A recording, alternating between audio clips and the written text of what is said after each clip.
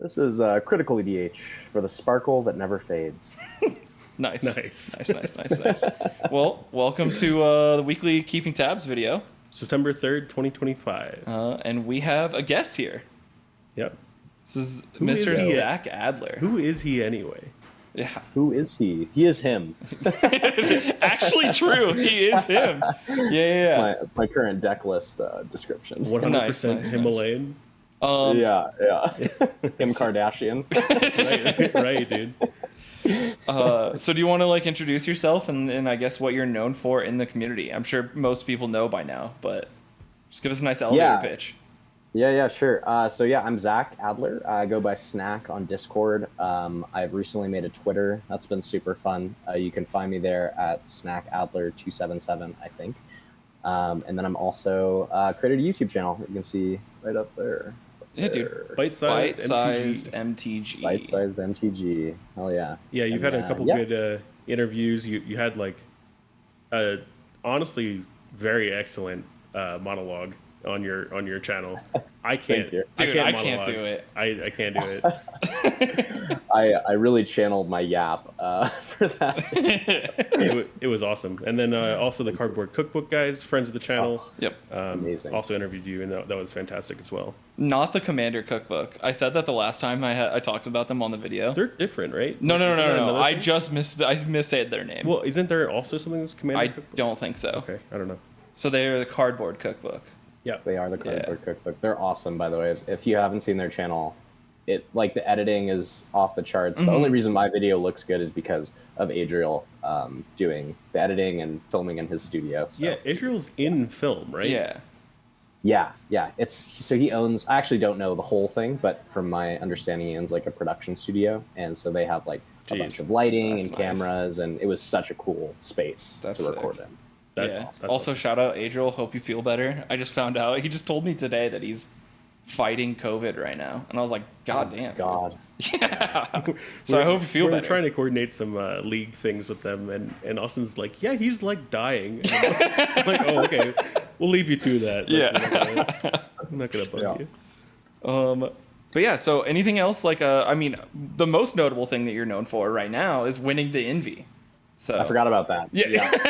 That would be a good thing to mention. Yeah. I was lucky enough to win the Invitational. It was a really awesome tournament, and it was full of the best players I've ever played against. And I had a really great time doing it. So highly recommend to anyone who's going to be playing next year to grind for it. Yeah. My new line is when people ask me how the Invitational was, I just say, well, I didn't lose to the winner. Oh, there you go. That game was so sick.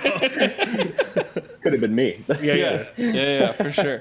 Yeah. Oh shit. Yeah, but no, I totally agree. The event was awesome, and it was just so cool to see you come out on top and win the whole thing.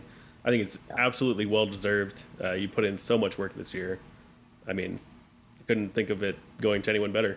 Also, just the disrespect that people had on the SoCal scene. And then you guys crushed at the Envy. All of you guys did so well, dude. Everyone was like, "Oh, it's Ohio or Colorado," and you guys are like, "Nope, it's ours." Nah. No one is as good as us. Yeah, that was an insane thing to happen, kind of, because the SoCal scene has really been brewing a lot in the past year or two, and we really had nothing. It was so little, and then this year we just had such a crazy upsurgence of players and tournaments and. A big reason why I got to qualify for the NV was just because we had such a density of events going on. So I got all my bronze wins, and that was a huge bump in points. And I think some of my gold wins came from SoCal, and again just having such amazing practice partners and competitors. I'm going to call out Zach on this one. He threw some serious disrespect at Colorado. He did not mention the cornerstone of his wins. He won our locals. Oh, yeah. Talk about it. He came in the night before Mortal Kombat and just cooked me and Jason in Swiss and then got us again in the finals, dude. I was like, what is going on? Yeah. That was a ridiculous night. Yeah. Jason made us play until 3 a.m. Yeah. Dude, Zach was like, I really don't want to play this game. And then looked at his hand and saw a turn 2 Nas, and he's like, I think I can play this game. Fine. Yeah. I'm just giving you shit, but I mean, every time I see you play, you always perform well. You play clean. Nobody has a bad word to say about you. Now I've put all that pressure on you. I'm sure. Yeah. Don't fuck up. Yeah. I've just, by the way, enjoyed both my games with you guys immensely. And this is, to be honest, a total dream of mine to be back on this channel after my initial debut as a Kinnan player, which we don't ever have to talk about again. I still remember that. Like, you walked up to me and Eric, and you're like, "Hey, I'm Zach. Like, would you guys want to interview me?" I'm like, "Yeah, sure." I have no idea who the hell you are, but yeah, okay. And after just like sitting down and talking to you for a while, I'm like, "Oh, this guy like knows what he's talking about," and I could tell you were like, you had the hunger to win. So you were probably on Critical EDH channel before I was. Yeah, he was an OG. Yeah, like because I didn't join until like right after Heisenberg. So yeah, and I was on some videos before that, but not officially. Yeah, I remember just found your guys' channel. I'm pretty sure the first video you did was the Snowy Summit tournament report, right? Yep. Mm-hmm. Yeah, so I think I watched that like night of maybe. So oh wow! I was a day one Critical EDH stan. Wow. And that's I was telling everyone about it when I saw you guys come to Fishbowl. I was like, hey, these guys are really good. Like, you should check out their content. There's nothing like it on the internet. Well, thanks very much. Yeah, I know. Thank you. And we hope you continue to make content too, because I mean, I totally enjoyed watching your. I know it looks like I only watched like 10% of your video, but I was scrolling through it after I watched it. So no, I mean the whole monologue and everything you went over was fantastic, dude. I will say this like video, this the tagline or whatever, not tagline, the thumbnail. It looks like you're part of the Disney Channel, dude. Yeah. Oh yeah. I should do that. That's so funny. Just giggling. Yeah. All right. Well, that's enough about you. Yeah. Way too much. We got a couple things we need to take care of, and tell us if you're going to these events too. But we're talking about the Cookout, and this is in just outside of Atlanta, and it's coming up really soon now. Yeah, less than a month. Well, I guess a month away from now. Yep. Which is way sooner than I thought it was. And it's going to be a massive event, up to 424 players, 10 to 20K prize pool. Unfortunately, this says $85 entry, but it's past August 31st, so now it's $100 entry. $100. But still worth it. So if you're going to this, let us know. We might be going, or at least some contingent of us might be going. Are you planning on going to this one? Well, actually, I don't know. I mean, if someone is willing to sponsor me, I would love to go. But as of right now, I am broke, and so I'm planning to keep it local. Yeah, I'll definitely be going to the next event that we talk about. Yeah. Okay. Well, I'll reach out to some contacts about this one. I'll see if they can. They need some celebrity status there. Yeah, heck yeah. And we're also sponsored by the Fishbowl 6. Yep. This is coming up about 2 months from now, October 25th. Same location as last time for Fishbowl 5. 15K prize pool, $125 entry. This is actually where we first interviewed Zach and at Fishbowl 5, and that event was so fun. It was so fun. Yeah. I crashed out in that event, but it was still so fun. Me too. You had a legendary crash out, right? Like, I think we've all grown as players since then. Oh, 100%. Yeah. I mean, even like from what I understand, like Eric had a pretty rough Fishbowl too. I don't know anyone that didn't. Yeah. In some way, and not to say that like the event was bad. Like it's just sometimes it's the circumstances of these tournaments, and you don't win the rounds you're supposed to win, or you need to win to advance, and it's just, or you face really tough matchups, or you too much lobby conning. Well, yeah. I think that did happen at Fishbowl. Oh, for sure. The lobby cons were going until like 4 a.m. The hotel manager was really upset with us. Yeah. But I'm stoked. I'm definitely going to Fishbowl, and I know that I think Eric and Jason are both planning on going too. You're undetermined. It's getting more likely that I'm going. Okay. Sounds but good. We'll see. Yeah, we gotta go take down the champ, dude. Yeah, for sure. Yeah. We gotta put SoCal in their place. Yeah, for sure. Show us who's boss. Yeah. And not get stomped by a Gyruda, dude.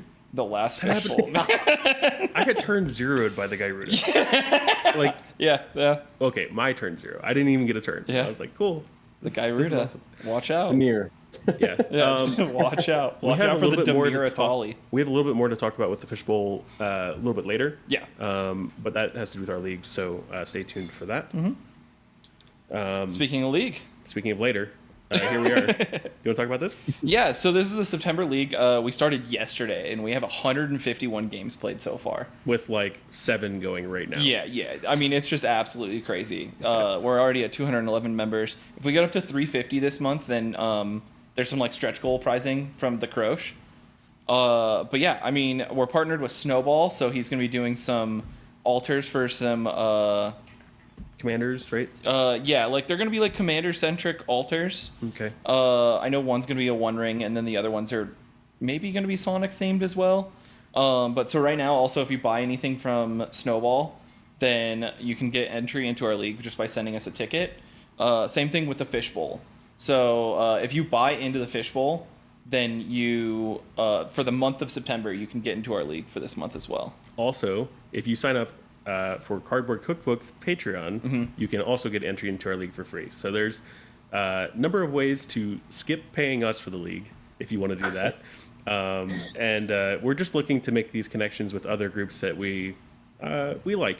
Yeah. You know? Like we like working with these guys and hanging out with them and playing games with them. And we just think that their communities are awesome too. So we want to support them. Yeah. Signups are open until the 24th of this month, so you've got quite a bit of time.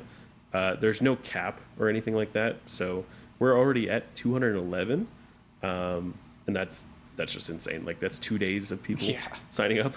That kind of tells you how many people want to play. I know you were playing in the league. I don't know if it was last month or the month before, but I think he was playing earlier today. I was playing yesterday. Okay. And I'm testing my latest really, really bad brew, which is Solo Thrasios. Wait, how about Gretchen Titchwillow instead? That's way better. Yeah, I played with Jace, who's one of the other NV players who top 16. I know a good friend of your guys', I believe. Yeah. Yep. So dude, awesome. I stayed with him in Pittsburgh. Nice. Well, maybe not the first Philadelphia? night because it took him a little longer to get there from Philly.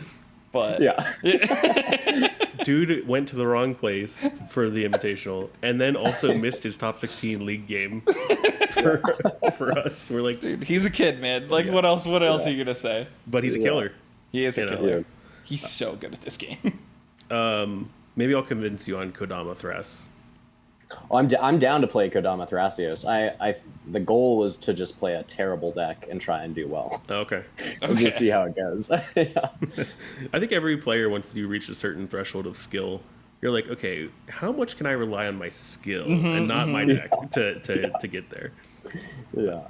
It's been like a long-standing joke with me and Holden Fryo, he's at cEDH on YouTube. Yeah. And he was just like, hates green, like he just hates the color green in Magic.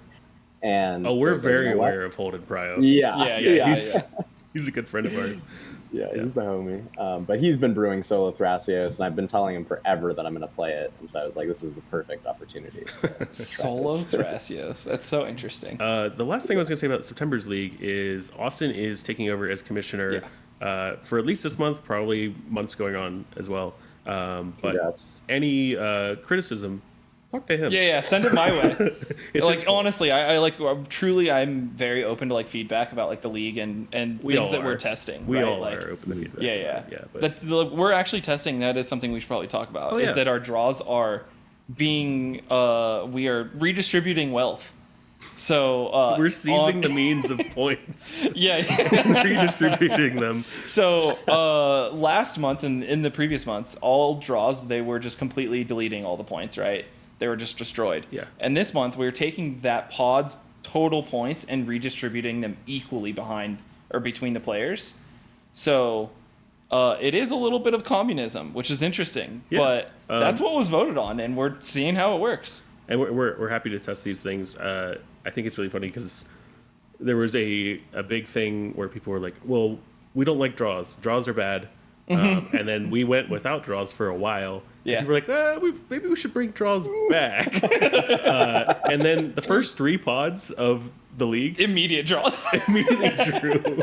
So everyone's still at 1,000 points, after 3 games had fired. But yeah, I think the idea is like if you're coming into a pod with a lot of points and you're playing with maybe 1 or 2 other players that don't have nearly as many points, if the pod draws, you're actually being punished a little bit if you have the most points. Whereas if you're lower in points, you're actually gaining some still. Yeah. Well, we are also just like getting some of the feedback that some of the pods didn't feel like tournament gameplay. And so we wanted to try to adjust that a little bit or address that a little bit. And so far, the feedback's been pretty good. Yep. And we're adding 10 minutes to the rounds as well. So it's 90-minute rounds. It accounts for things like mulligans taking a little bit longer and communication being a little bit harder online and stuff like that. So still kind of feels like 80-minute rounds. And I think that's about it for the league for now. For now, yeah, for sure. Our comment of the week. Do you want to read this? Yeah, sure. Before the league, I had a fairly steady 25 to a 30% win rate. Since playing exclusively in the league, I have a fairly steady sub 10% win rate. Y'all need to stop being so dang good, and I need to figure out how to get better. Guess I'll have to like settle into like settle one into deck the or league two, and basically as well maybe get some coaching, which I know that Zach, you were talking about kind of trying to get into that and like what the benefits and negatives are to coaching, and we'll talk about that in a second. But I mean, in reality, it's just like this is really showing what happens when you broaden your horizons from your local scene into an online league that has absolute killers in it, right? Like not only killers, but we have a ton of variety of decks being played and strategies being played. We had the month of Vitales last month, but I haven't heard really much of that. I've heard of like now it's like Gyruda and just like all these weird unique brews coming out. It's that off-season meta right now. And then Jordan also said, we've talked about this in Discord, but the league is absolutely full of killers, and it's a trial by fire. The best advice I can give is pick maybe 1 or 2 decks, play them obsessively, seek out those top-ranked players, and ask if they do coaching. You'll improve really fast. And he said he went from 10% win rate to about 30% following that. Yeah. So I guess, Zach, have you ever done coaching? Have you ever received coaching, or are you starting to do coaching anytime soon? Yeah, good question. Well, I wanted to bring it up just because I think it's such an interesting topic that has so little light shed on it, aside from good players saying they offer coaching. I'm blown away that there's not more live coaching sessions like the ones you guys have on your channel. I think those would be immensely popular. Oh, let there be light. Right. I've only received coaching from Holden Pryo on Ral because it was a deck that I was like, I have no idea how to do this, and that's actually on his YouTube channel. So really useful. But I've never received any like what I would call general coaching, which is not necessarily deck specific, but more focused around how you play the game and what your goals are for the game. Yeah, I'm kind of in a similar situation. I've never actually received coaching other than just conversations with Jason and Logan, basically. But it's not been like, sit down one-on-one coaching. I'm actually interested in it too, just because people have like reached out to us for coaching, and I've talked to Eric and Logan, and I'm like, I feel fraudulent when I'm doing it, first of all, because I'm just like, this is like imposter syndrome. But it is interesting, and I know that it helps. I know people have found out that it helps. Yeah. I think as this is something I've talked about before with coaching, being in a official, I'm teaching someone something, and also as a student, I am trying to learn something, and being in that capacity and like in that setting, where it's a little bit more structured and formal, and you ask questions back and forth, and you're trying to put these thoughtful answers together. It's just a environment that's really, really helpful. When you're just having conversations with your friends at like Friday Night Magic, yeah, you can bounce ideas off each other and stuff, but like there's other stuff going on. There's distractions. There's where you're waiting for the next round and you're kind of worried about like what's going on there. When you're coaching someone or you're being coached, the intentionality just makes a massive world difference. And it's weird because like when I coach someone, I find myself starting to like verbalize what I already know to be true. and I don't really do that otherwise. It's kind of like I find it hard to do that. Like I don't really have a reason to. Yeah. Right. Whereas if I start saying, okay, well, this is why I think this way, this is why I do this, this is what I'm looking for in mulligans, for example. Once I start doing those things, I go, oh yeah, like I'm starting to trigger that verbal memory when I'm sitting down for a game, and I go, oh yeah, this is like what I tell people. Yeah. That's why I do this. I will say, I think it was in your first video, Zach, that you were talking about the benefits. Maybe it was in the cookbook video, actually, that you were talking about how you want coaching to look for you. Yeah. And being like, oh, I think like the best way to do coaching for you is to like really try to figure out where someone is as a player first. And I think that is something that's like not very talked about at all. And I would like, I'm interested to see what you do with that idea, like that nugget of an idea. Just shut the light off. I don't know. Sorry. Yeah, so I find it interesting that we have these top players who, because they're good, are coaching other players who want to improve their game. And it's like these people are not, have no background in teaching, to my understanding. And I have no idea what their coaching looks like from an outside perspective. I just know that they have success. So if I do coaching, which I'm not totally sure I'm going to do yet, but if I do end up pursuing it, and both for myself and to give coaching, I would really want it to be an open model and create content around it that helps people see what it would be like to be coached instead of just going into a session and hoping it works. But I really do believe it should be highly individualized and that you should be walking away with something that's unique to you. And for that reason, the IP doesn't need to be held so tightly. It can be something that can be shared with everyone. I will say, like, in my singular coaching session, like the hour that like most people like attribute to coaching, I'm like, there's no way this is long enough. Like, it needs to be a long session. I always say it's an hour, but depending on the like how engaged whoever I'm teaching is, I'm blocking 2 hours, because I always want to have like a little bit of a pre-conversation to figure out like, hey, what are you looking for? And also kind of like warm them up and like loosen them up before I even like record or even start the whole session or whatever. And then even after that, I'm like, okay, well, maybe we're diving into something and like I don't really want to stop teaching that lesson. Right. Where I'm like, this needs to be finished out. So usually it's an hour and a half, or I mean, the one with Bissy or Nate on Kefka was like nearly 2 hours. Yeah. But I'm thinking like 2 to 3 hours, like 3 hours. I'm just like, for a true coaching session, like that feels correct to me. But maybe that's just like my sports background, like playing football. It's like, 2.5 to 3 hours. Like that's a thing, And so I don't know. I also think that coaching shouldn't be, I mean, this is again, just my perspective. I don't think it's right or wrong, but I do think coaching maybe should be looked at from the lens of like, I'm going to be doing a module or a couple of sessions with someone so that we can dive in and I can take what I learn and apply it. And then I can talk about how that application went, come back with data and apply that to the next coaching session so that you kind of get to learn from it. Sometimes just like a big download is awesome, but you come back and you're like, wow, I have twice as many questions as when I first came. Yeah, for sure. Yeah. Maybe it's like training a dog, dude. Like that doesn't sound bad, but like you sign up for like a full like schooling session, like you're there for 8 weeks. That's probably the biggest feedback I could give to people that are seeking out coaching. If you found that you gained something from that coaching session, like go back and get another session. Yeah. Like, because getting feedback on like, okay, well, here's what I tried all these things, I felt like I improved, then the coach is going to say, okay, well, here's what you can add on to that, here's how you take that to the next like level, the next step. I did want to talk briefly about you had mentioned about like keeping stuff close to the chest and not or versus like being open about it. And I know the one thing that irritates like podcast listeners and watchers is like when content creators talk about creating content, or like comedians talk about being comedians and how funny it is and like talking shop and stuff. But I do want to talk to you about that for a minute.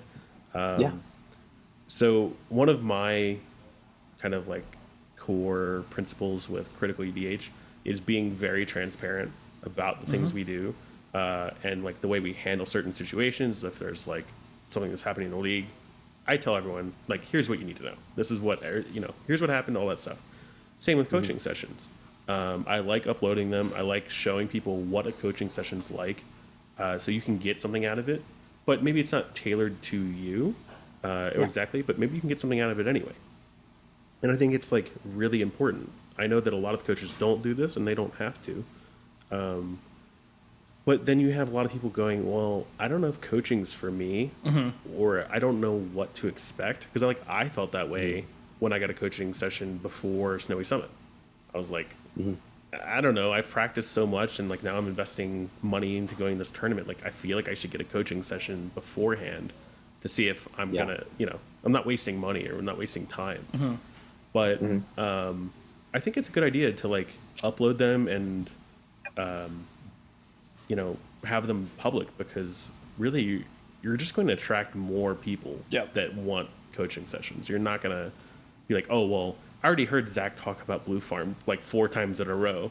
There's always someone that has another question or wants like personalized help or whatever. So I would say don't shy away from doing that. You have totally the right idea. I will also say, like, don't be pressured to get coaching either. Like, if you don't think it's for you, and if you feel like you're not going to get anything from a lesson, and you feel like you're going to learn from jamming games with a core group of really good players, and that's getting you better, then, like, don't feel the pressure that you need to do that to take it to the next level as well. Yeah, I couldn't agree more. And like I said, I did do that coaching session with Holden Pryo and Ral, but I've never played Ral in a tournament, and it was more just like a fun thing to do. So I think coaching is absolutely not necessary, but it is an interesting thing that is starting to develop in more quality right now in cEDH, as a lot of things are, just because the format is growing and the player base is growing. And if I could go back and do it again, there's a good chance that if I had done coaching, I might have seen more success earlier on. I don't know of a coaching session that's been like detrimental to. Right. I think that's a really hard thing to accomplish. Right. Yeah, that would be bad. You might not want to put that on the internet. My advice to you, Zach, is if you're not sure if you want to do coaching, just do a couple sessions for free. Just say, hey, if you think I could teach you something, let's sit down, let's talk, let's structure it like a coaching session. This is going to be a practice for me, and see if you like it. Like, if you like it, great, then just do it. Yeah, I think that's great advice. That's like also something you can do with someone that like doesn't even need to have coaching. Like, grab one of your locals and just be like, let's do this session, put it out there to see like if that's something someone's interested in, right? Yeah, coach me on Blue Farm, dude. Yeah. He doesn't need it. He doesn't need it. But I'm down. No, I've heard you're crushing it lately, and doing okay. I think the results you post on Twitter, are those from the league? No, those are from our locals. Somewhere from the league. Okay. I got like 3 or 4 wins in a row in the league. Jesus. Nice. But yeah, I won 2 locals back to back. Yeah. I had a similar experience. Like, I switched over to Blue Farm post the catastrophe that was the last Fishbowl, and I just felt like the deck was so. I lost games for sure, but it felt so insanely dominant every single time. It feels like a warm blanket. It feels nice. You just go to sleep and let the deck do the work. Last thing I was gonna say about coaching. Yeah, something we haven't done, and that I've been like looking for people to do, or like something I've been looking for people to do, is VOD review. This is probably a good thing you could do with the league. If you're in the league and you want someone to coach, record your VOD, send it to someone, and say like, hey, I'd love to sit down and talk to you about this game. Here's kind of like my hand throughout the game. This is what I had. Like, let's look at the way I like talk and the plays I make. Like, where did I make mistake? That sort of thing. Because there's not many people doing VOD reviews of and like coaching based on that. It's a great idea. I do think that would be intriguing. That would be super helpful. Yeah, for sure. So, yeah, I have all these ideas. I'm happy to put them out there for free into the world. What is this? This is a card that was spoiled today. Yeah. And it is Maybe another Stifle that might be playable, question mark? Have you seen this, Zach? Yeah, I saw it today in a spoiler channel for Discord, and it made me miss Dockside. Yeah. Yeah. Oh my god, Dockside the triggered ability. Yeah. Or just bouncing it to my hand. Just bouncing it. Yeah. So, like... countering a spell. So when I originally read this, I 100% added the activated ability into this card. And I was like, oh, this card definitely sees play. And now that I'm not seeing activated ability on this card, I am a little bit less intrigued by it. But yeah, so it's Spider Sense. It's got web slinging, so you basically bounce a tapped creature in addition to its cost. So it's 1 blue and bounce a tapped creature. And you can counter target instant sorcery or triggered ability. We've all been kind of looking at more Stifles a little bit lately, and I know that Louis Joie's Sacrifice is seeing play, and Trick Bind is seeing some play by certain players. By certain players. By certain players. Matt Hayes. Yeah, by certain Matt Hayes. But we're all kind of like waiting for a playable Stifle to see play.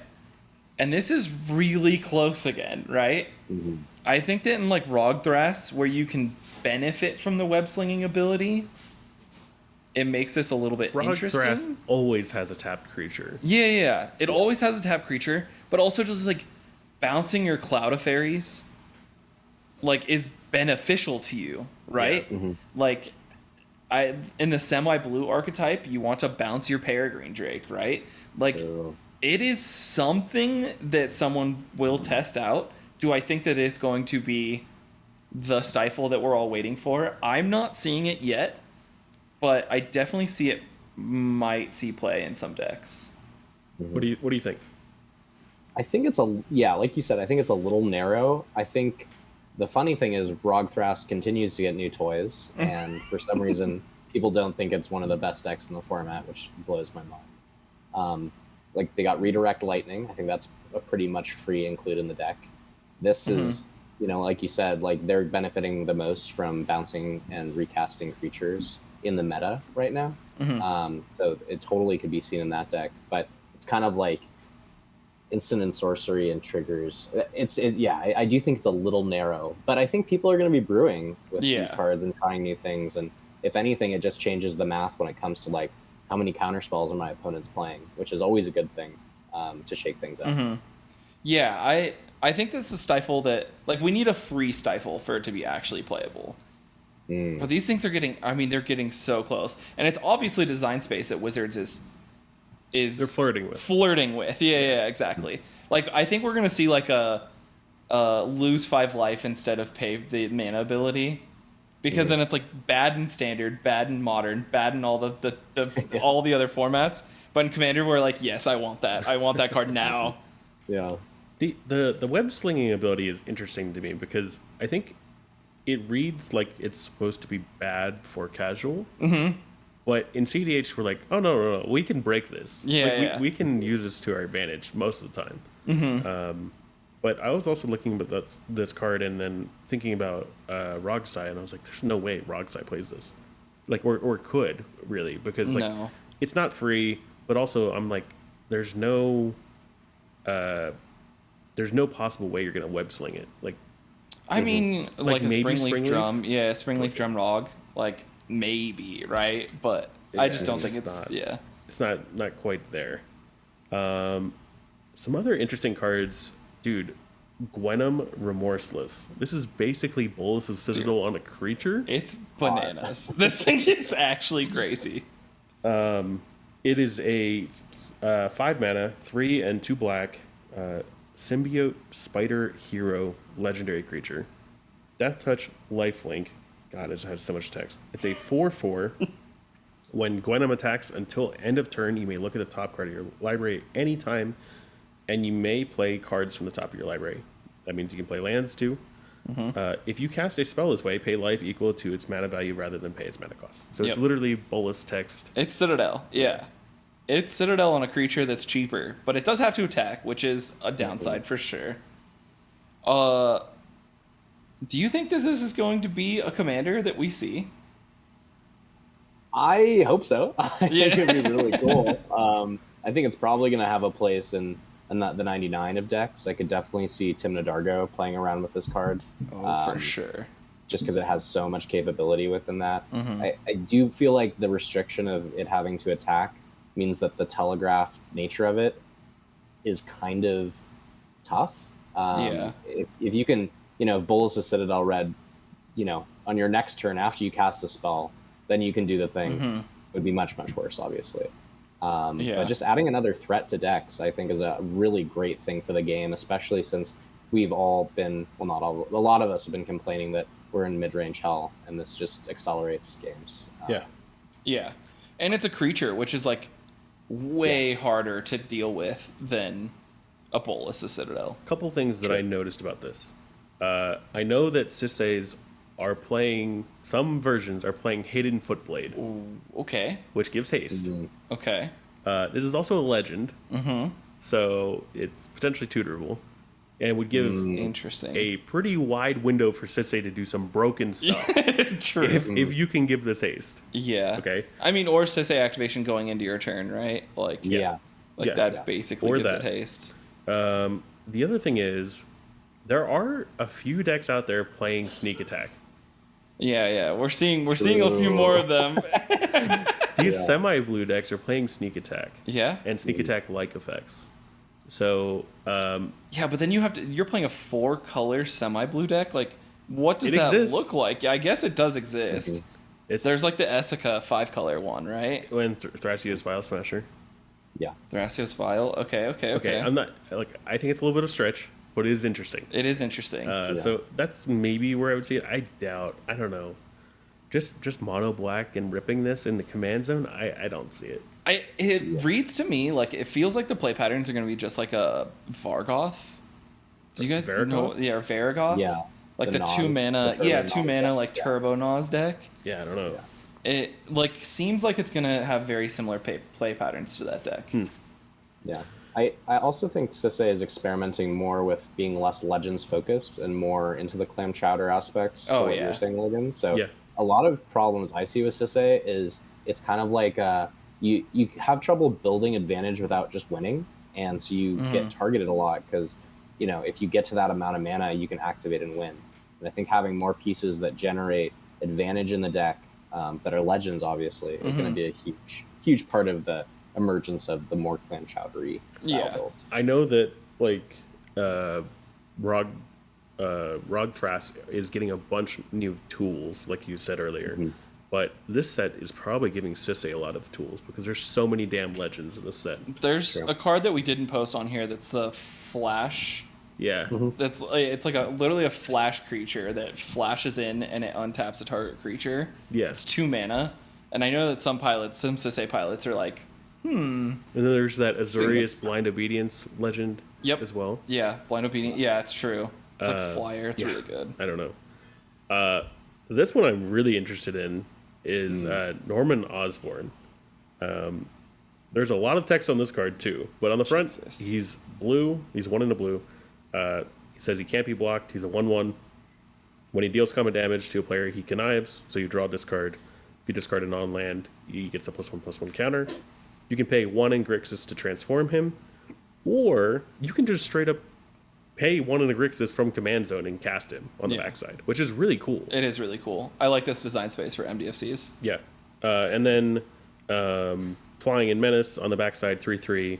Spells you cast from your graveyard cost 2 less to cast, which is like, dude, in Grixis? Ooh. Yeah. That feels nice. And then each non-land card in your graveyard has Mayhem. The Mayhem cost is equal to its mana cost. And you may cast a card from your graveyard for its Mayhem cost if you discarded it this turn. So, very interesting. It makes wheels pretty strong. I think that this card is like already decent, but we're gonna look back at it in like 5 years and be like, oh yeah, this card can just be broken in half. Like Wizards is gonna start like designing cards of being like, oh, discard a card instead of exile a card to like get a benefit, and then everyone's just gonna be like, oh, Green Goblin's just insane. Have you read this card? Like, what's your take on it? Yeah, I have. I thought there was not like restrictions. Like if I discard, a Lotus Petal, like, can I just cast it infinitely? But it's a separate game object, so it's not how that works. When I thought that was how it worked, I was like, this is immediately broken. But I think it's really cool because it's doing kind of like Kefka related things, and we've seen Kefka have such an insane amount of play. So I either see this going in Kefka or Kefka going in this, and having really, really cool synergy. And hopefully, maybe the reemergence of like an Opus Thief style build that's actually viable. Interesting. Oh, yeah. Someone that actually attacks like hand sizes and stuff. I think one of the really weird things, and like if you're talking about Opus Thief, if you play Notion Thief in this, and you rip a wheel and breaches in your hand, and the wheel resolves, your breach costs 1 from yard. Your opponents have no hands, basically. Yeah. And you're like, oh, cool, I have buku cards in hand, and I have breach that costs 1 from yard. Yep. Like, that's sick. Yeah. It's like a mid-range Grixis style, which is like a lot of what you've been doing with Wrong Sai. And what I think Kefka, I really have not kept up with Kefka, but I assume Kefka is a little bit more in the mid-range game than it is trying to turbo wins, even though it could. Actually, the most successful Kefka lists right now are turbo. Interesting. They're basically like, you know how like Blue Farm, like a turn 2 Tymna is like, oh, this is everything has gone wrong, but it's a plan, right? That's essentially what Kefka players are doing right now. Is 2 lands and an LED on a 3 is a plan, but I'm looking for a turbo win like that. I'm pretty sure like Ian specifically has been crushing on Kefka, and he's been full turbo in that deck.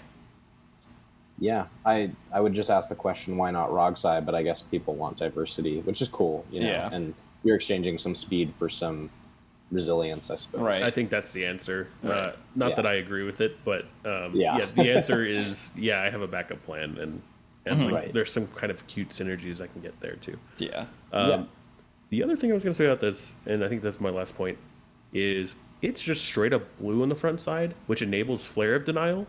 Yeah. And I don't know of an easy Grixis commander you can just cast and then have Flare of Denial turned on. And that's like really cool. Yeah, that's true. Yeah, because you can convert it at any time for its alternative mana cost, right? Yeah. Just flip it. Yeah, and it's still blue on the backside, right? But it's just interesting because like Rogsai, you have Flare of Duplication.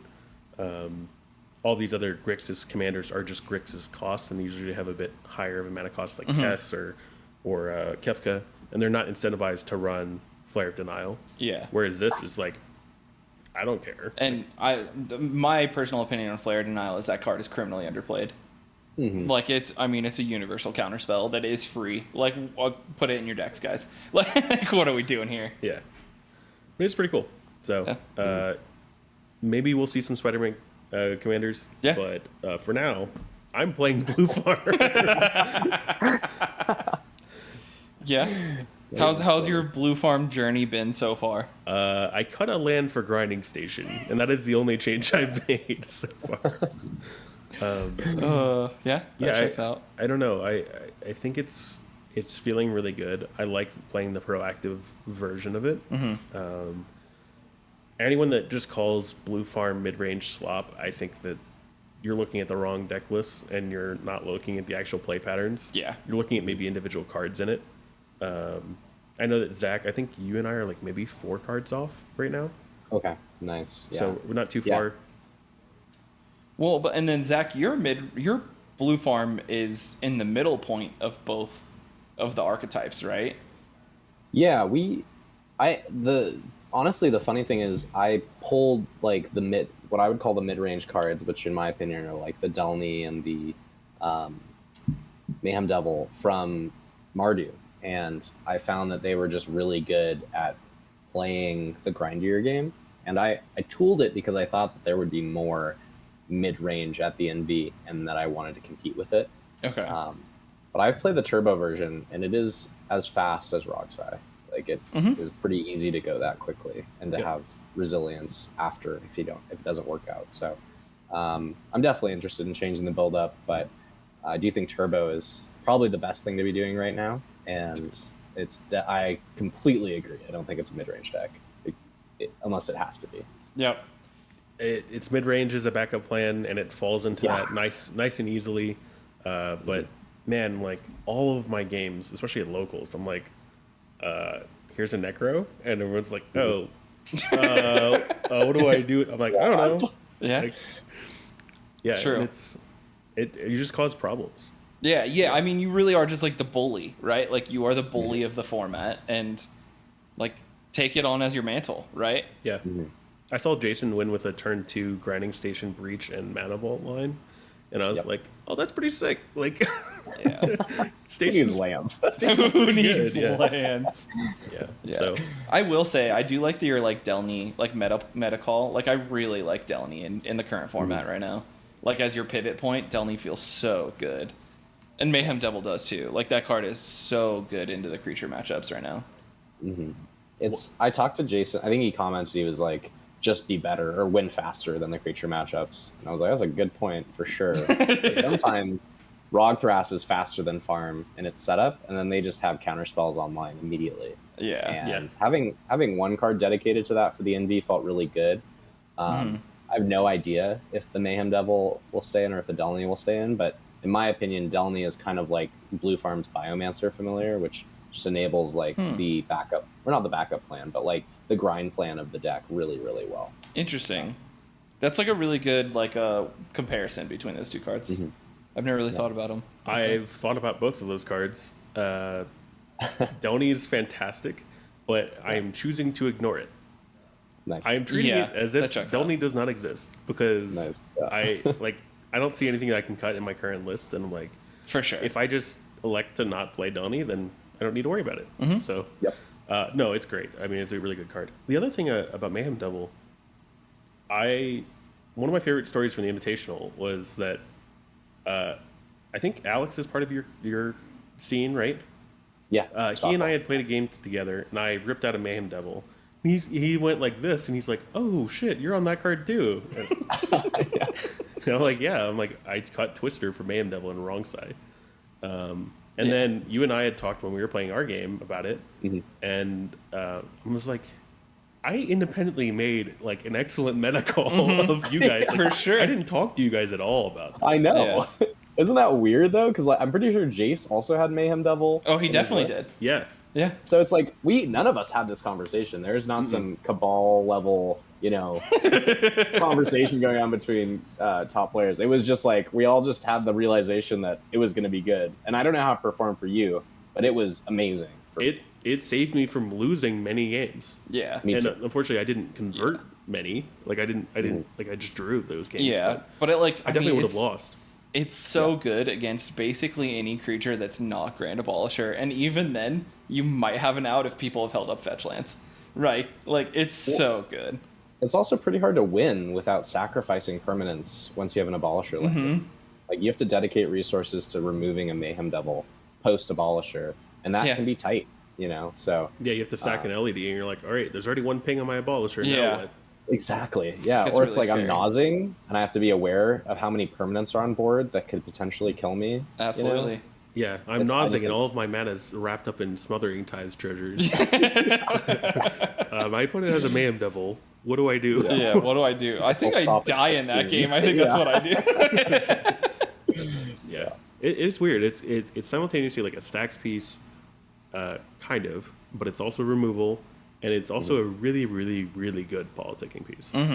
Because you can work with your opponents to be like, hey, I don't need to remove your stuff, but like, that is a problem. And you're probably pointing at the wrong player. Yeah, you are. Yeah. And it's the biggest problem with Tymna right now is because of all the creature decks, the boards are so gummed up. And I literally had I think it was in one of my games where I was like, I don't need to kill anything, but let me in or I'm shooting your shit. And I just got in for free. I didn't kill a single thing with the Mayhem Devil. It just was on board, and it was like, your creatures can't be blocked, was essentially what it read. So we'll talk about this in a little bit, but have you ever heard of this card called Cabal Therapist? Cabal Therapist, yeah. And I go to my Cabal Therapist every No. This is a real card. This is actually a real card. Yeah, I know. Cabal Therapy, yeah. No. There's a creature called Cabal Therapist. Yes. Yeah. Oh, no, I did not know about this. At the beginning of your pre-combat main phase, you basically can sacrifice a creature to do Cabal Therapy on someone. It's a 1 mana 1/1 with Menace. I'm using it in my deck as a Tymna attacker, but the threat of being like, you're going to let me in with this Cabal Therapist, or I'm going to Cabal Therapy you and reveal your hand to everyone. It says target player reveals their hand. Yeah. You like name a card. You can like name Abolisher and target someone and like sack a dork and be like, you got that in your hand? Yeah. And they're like, and they just show you. They have to show you. They have to hand. reveal. It's not even just show me your hand. It's reveal. Yeah. This card seems insane. Yeah, I am currently running it, and it has been very wild. Austin and I were like deep diving on Scryfall for 1 mana non-red Tymna attackers. Yeah. And that's what we came up with. And he was at locals like this event, and he's like, dude, this card's insane. Yeah. Dude, it also double triggers off of Delny, which is insane. Ugh. Yeah. That's crazy. Like, I could be like, oh, I'm going to look at both of these hands. All right, sick. My window's wide open. I know every piece of interaction you guys have. It's a trigger That ability. is really hot. Yeah. As a side note, it just made me think of this. I have a buddy who's playing Tymna Dargo, and he's on Stitcher Supplier, so I'm definitely going to tell him that this seems way better. Yes. Have you guys thought about the casual EDH card Pyre of Heroes before? Yeah. Wait, Yeah, I I think think you're going to need to explain It's this in. one to It's me. in. There's certain cEDH decks that run it. Yeah, for sure. I just hadn't seen it since I played casual, but it essentially is a birthing pod for creature-specific types. So, like, if you have a 1 mana creature, you can pod it into a 2 mana creature that has the same type. And just a cool card I've been thinking about lately, because I'm like, it's really hard to just land an Abolisher. It's 2 mana, right? 2 mana and you sack a creature, Right. and you can so it's Okay. worse birthing pod for sure, but it's like a colorless card. You can play Yeah, it any it's deck. generic. Yeah, but like then too you generic. need like a one mana human to be able to pod to a Abolisher. Yeah. That's interesting for sure, because like those things will eventually just keep getting printed. TNK right? is Like basically a human tribal deck. deck. Exactly. That's what I'm thinking. Kinda yeah, odd. that's interesting. I mean, I'm running DRC. That could be and Sentinel. Esper Sentinel, oh, Cabal okay. Therapist. Cabal Therapist, let's go. I sent Cabal Therapist to Kellen with no context. I sent it to him. He goes, dude, what the fuck is this card? He's like, I'm testing this. I sent it I'm gonna buy my to copy. I sent it to That's a Good Card, and Kyle's like, wait, why is this not in Corvold? And I was like, yeah, absolutely, Yeah. it deserves to be in Corvold. It's a bulk rare from Modern Horizons Yeah. 1. It was printed once. My LGS did not charge me for it. Let's just say that. All right. We got to talk about some meta shifts. Yeah, meta shifts. We've been hearing about semi-blue, which is this weird, big creature, like 40 plus creatures, low blue, like no interaction style deck with cascades and big mana. So the red version is all about cascading. The white version is trying to do Emil things. It is basically what we have been doing with Rogthras, but to like its natural conclusion of like, what if I take out all of this other stuff and make this a turbo deck? Or what if I take out all this interaction and I just play bombs? Yeah. I mean, we've all kind of accepted that the Cloud of Fairies is the actual best card in that deck, other than Cradle. And they're like, well, how about if we just play 4 or 5 of those, right? Like they're playing Palancron and Great Whale and what's the other one? Peregrine Drake. Well, also Kiora, Behemoth Beckoner, or whatever that one is. The 3 mana hybrid planeswalker. It just says down tick untap target permanent. Yeah. Yeah, it's like Yeah, I mean, this like semi-blue thing, it's a really interesting archetype. I have not seen it in the wild yet. Yes, you have. I mean, I saw your Maelstrom Wanderer deck, which is I've been playing it for- basically what semi-blue Playing it was. for over a year. Yeah. But like the Thrasios version of it. But like from what I understand, like its main game plan is to get Kinnan into play and then just keep spinning it into Big giant. big giants, right? Like it's running Galta. Like it's running the 10 mana Galta. Put all of your creatures from hand into play. Yeah. Yeah, I mean, like, the decks support cards like that because in Maelstrom Wanderer, people are like, why are you running Genesis Ultimatum? I said, because if I can put 5 permanents into play from the top 5 of my library, I usually win. Yeah. Because it's all gas.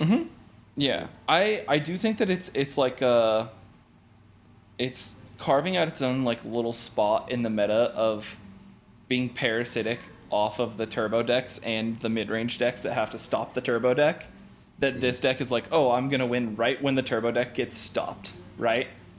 And it's this weird spot that either that or there's just not enough anti-creature counter spells to deal with it. Yeah, because I mean it's running 47 creatures or something like that. Yeah. And like most of its spells have Cascade too, so like countering the spell doesn't do anything. Yeah, it was like, okay, I'll cast it again later. Yeah, exactly. But yeah, I'm interested to see what it does. We're obviously going to see it at the next 2 big tournaments. Have you seen any of this down in SoCal? No, I've just heard about it. I wish I could. I haven't even seen it on Spell Table. Like, I think it'd be fun to play and try out. I don't know why. I don't even know if it's working. I haven't seen results for it yet. I think Lamora has mentioned that it had seen some results, but I haven't tracked those down. So, I kind of feel like it's. And I was talking to Austin about this, but it seems like you're getting to play like a casual EDH deck with cEDH toys. Yep. Which is cool. And if it works, that's awesome. But well, yeah. I mean, I lost to a different Maelstrom Wanderer player in our league on turn 3. That's all I'm saying. Like, I was just like, oh, well, I can't do anything about this because he just has not infinite mana, but he had like Nyx Bloom Ancient and just like Kinnan, and I'm like, dude, I can't do anything. You're casting too many spells, and they're all creatures. I will say, I do know that Pigeon has been playing it. I haven't seen any of the games that they've been playing, but he is saying that the deck is very good, and I usually trust his opinions on things. I mean, he's like, what, top 10? Yeah, exactly. Like, I'm like, yeah, okay, if you say the deck's good, then I'll believe you. Yeah. You know, I think this makes sense. It'll be interesting to see if that comes about. I mean, we I think as cEDH players and tournament grinders, we need to be aware of these things, and not to say that like, hey, we're gonna like stop what we're doing and just play them, but we need to be like aware of things coming on the horizon that we might encounter in tournaments. Agreed. Next deck is the one that I'm currently designing with the help of a few other people. I'm coining it Cabbage Farm because that is the idea of the deck, is eventually the Cabbage Man's coming, dude. And like it's basically Blue Farm but TNT. It can turbo, it can convert Nazes, it can convert Necros. And there's been a few people that have been playing it in the league, and with pretty good success. I've been doing really well with it in locals. It can put a turn 2 Naz on the stack pretty consistently, and you use, obviously you're losing the red, which is, you know, pretty big. It is pretty rough. Breach and Final Fortune are good cards. Losing Breach and Final Fortune are good cards, right? But I'm gaining some interesting things that make my deck a little bit more resilient than I think Blue Farm can be, because Shifting Woodlands is a crazy card, and that's something that Blue Farm doesn't have access to. And Blue I think Farm like also doesn't have access to dorks. Yeah, like having dorks and or just like Biomancer, or some Blue Farms run Delny, but your deck Delny's pretty well. Yeah. But yeah, well, I mean, we're testing, and it's felt really, really, really good so far, and I'm definitely bringing that to either one or both of those tournaments. Nice. Have you been testing with the Cabbage Merchant in it? Or No, currently not. No, just I know what slot that will eventually go into, which unfortunately is probably the Therapist. But it's Daze. No, Daze is staying in. I love that card. I have seen so much success with that card. Ugh. It's so good. That's nutty. But yeah, I mean, I have a few ideas of where it's going to slot into, and in reality, I think I might take out that card that I'm thinking of and put in a Twister and just be like, it's a 3-drop for a 3-drop, and I know that they take very different spots in the deck, but just getting that Naz mana or like health push correct instead of having it be a 1-drop is good. But I'm so high on the Cabbage Merchant. That thing is going to be so insane. Heck yeah. Are you on Tataru Tar already? Yeah. That card's bonkers.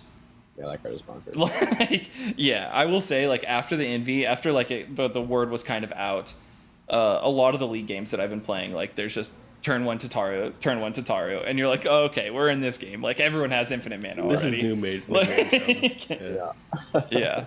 And it really does. It's just like those like tap treasures. Like subconsciously, you're like, oh, that's not a problem, and then they untap with 4 of them, and you're like, oh wait, this is a giant problem. Yeah. But yeah, I've had a lot of success with the deck. I'm very happy with it right now, and I think it's just gonna get better.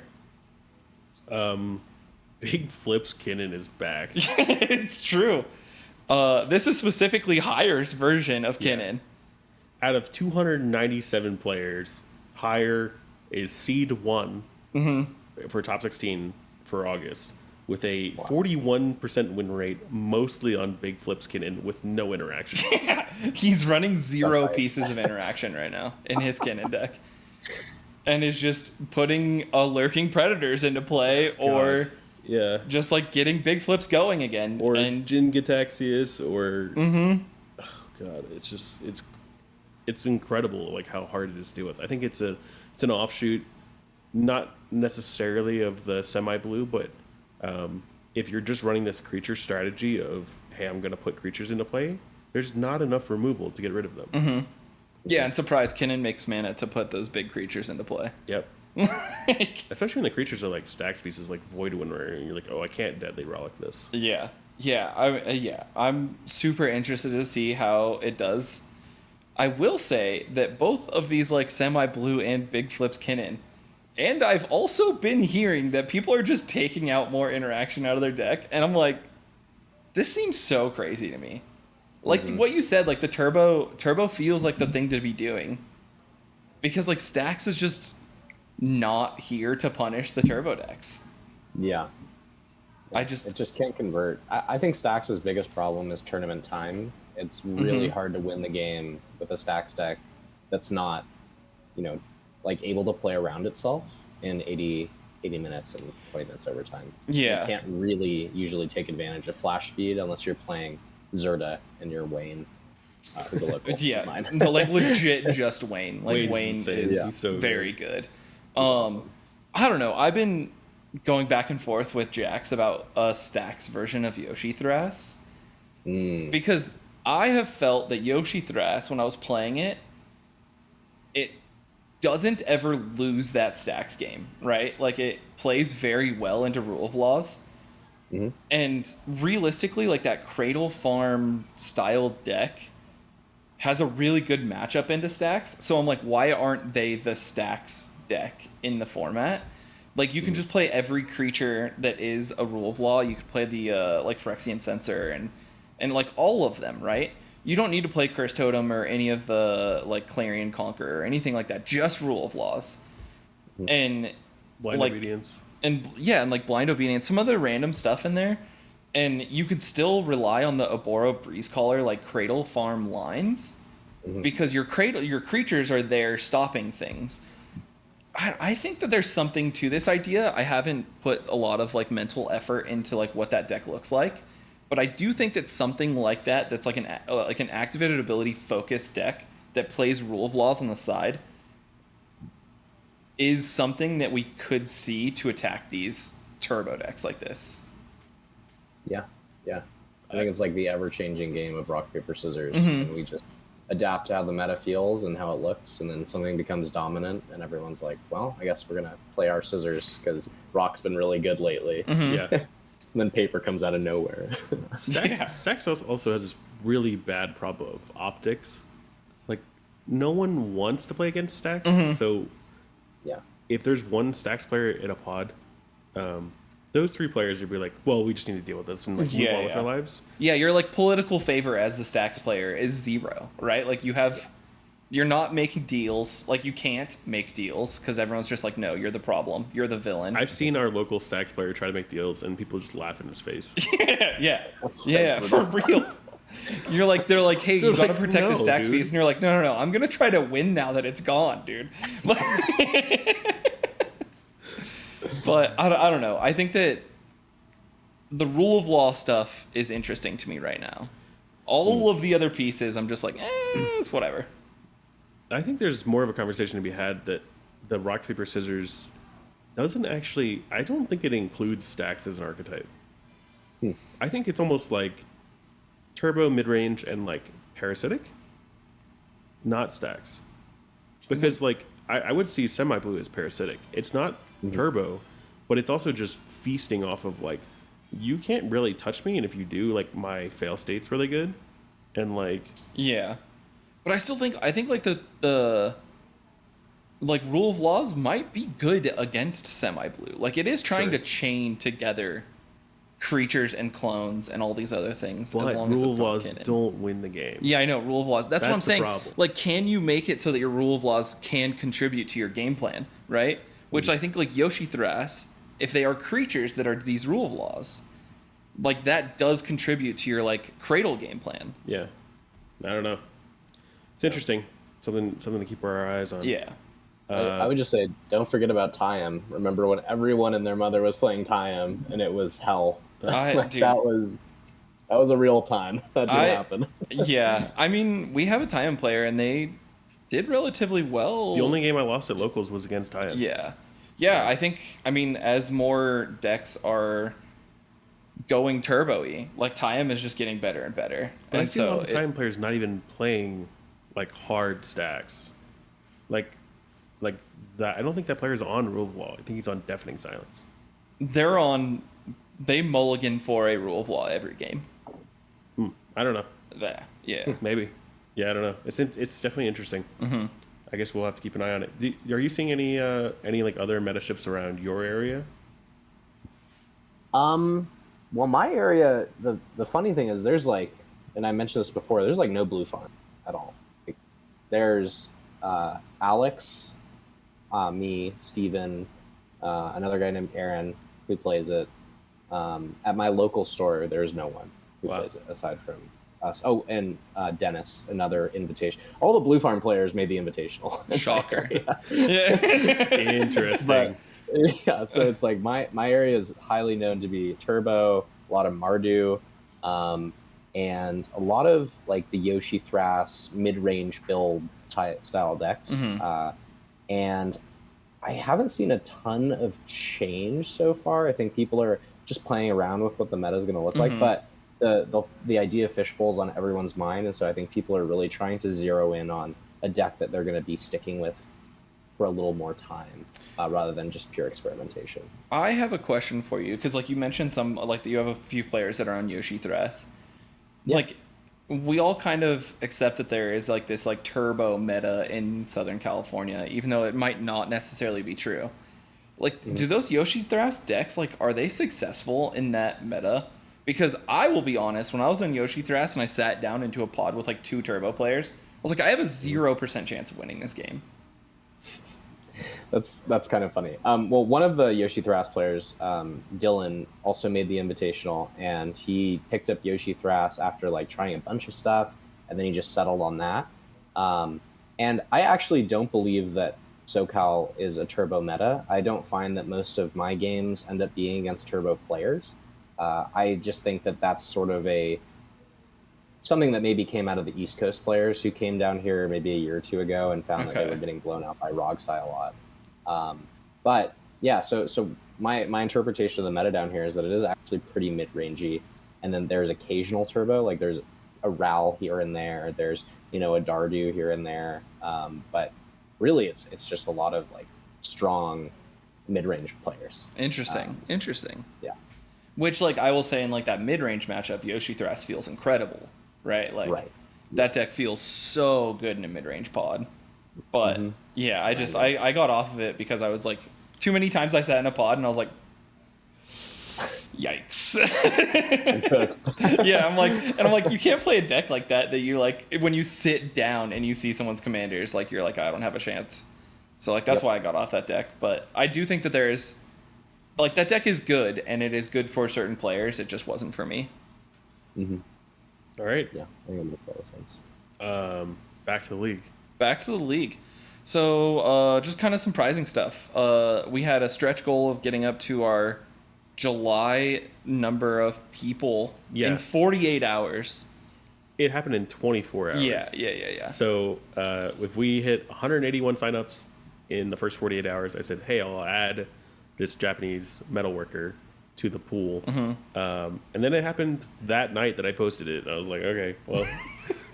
So we hit that number pretty easily, pretty fast. And then we had talked the One Ring and Command Tower altars by Snowball. Yeah. Foil Prophecy Ristic Study, if we hit 350. Yeah, if we get to 350, then the Croche, again, San Diego local guy, said he is donating a Foil Prophecy Ristic Study for the league.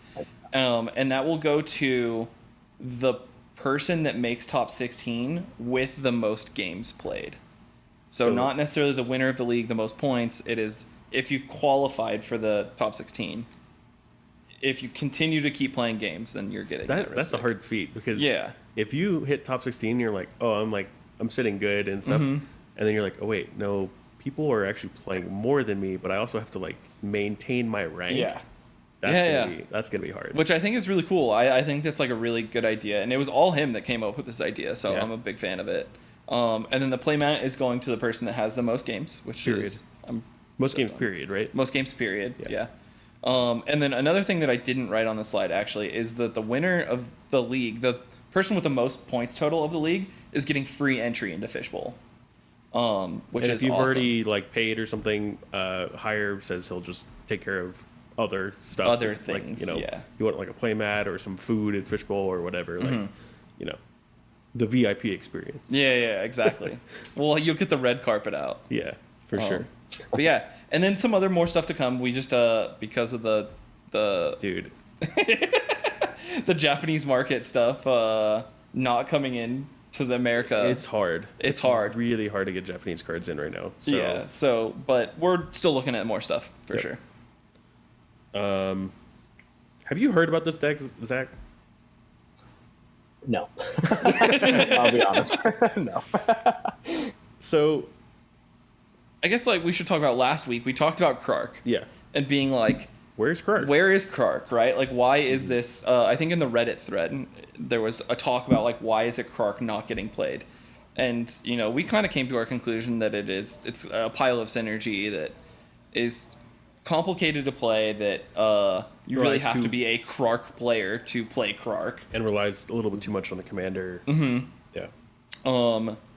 But we'll eat our words because the next week at the Texas tournament that was for a 20K or was trying to be a 20K, this deck got 5th and just cooked.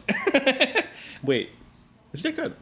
It got 5th in that tournament. It got 2 placements on August 30th. Oh, really? Yeah. It got 4th in a 46 person tournament. Yeah. We initially just wanted to talk about the one that got 5th out of 101, but I'm just now realizing it also got 4th out of 46 with a pretty good record too. Yeah, Krark Ishai. This you get the benefits of Krark Sokka, but then you also can just forever silence people. And Delny's a Krark doubler. Delny is a Krark doubler. We were talking about Delny earlier. Yeah. And then previously to this, I was the only one that had any placement on the deck. Yeah. And you can see that over there. This is all from the same screenshot, but I haven't really. I always keep it kind of in my bag. I haven't really taken it to an event since March, but I've been a big proponent of the deck because I'm like, guys, if you just add silence effects to Krark, it's good. It's pretty good. Like, there's Orm's Chant, there's Abeyance, which is a cantrip silence. Dude, there's also Mandate of Peace. Don't play that card unless you're playing Minstrel. You should play that card if you're playing Minstrel.